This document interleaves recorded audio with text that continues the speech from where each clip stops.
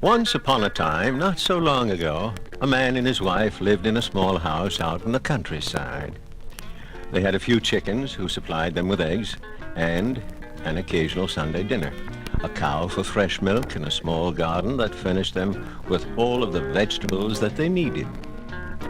One night they were sitting by the fire listening to the rain pounding on the roof when suddenly a gust of wind blew open the front door, and there, standing on the doorsill, was a rather large yellow cat, looking very wet and bedraggled.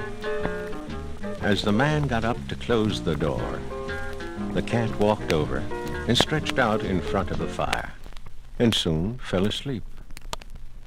Well, the cat became a member of the household, and it was really a very nice cat. It kept the house and the old barn out in the back reasonably free of mice. It didn't chase birds. The one strange thing about this cat was that it never purred. As a matter of fact, it never made any sound at all. It didn't meow like other cats, but especially it didn't purr. It never purred while it was being petted or after it was fed. It just never purred.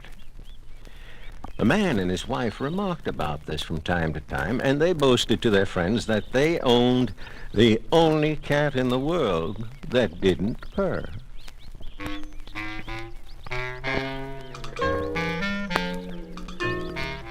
One morning, the man left his house and walked down the road to a neighbor to help him with his haying.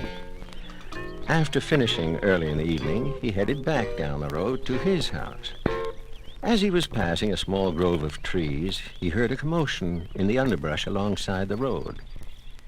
He stopped, and suddenly, from the brush, there walked a black cat, followed by 8 other black cats, who were carrying a board upon which rested the body of an old gray cat who was obviously dead.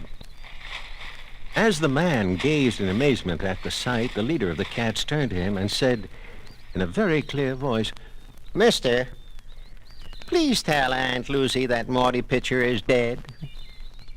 And with that, the leader of the cats beckoned to his followers, and they continued across the road and into the woods.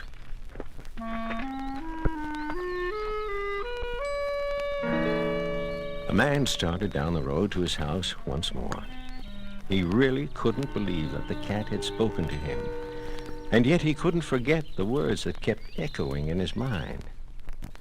When he got home, he walked in and sat down in a chair.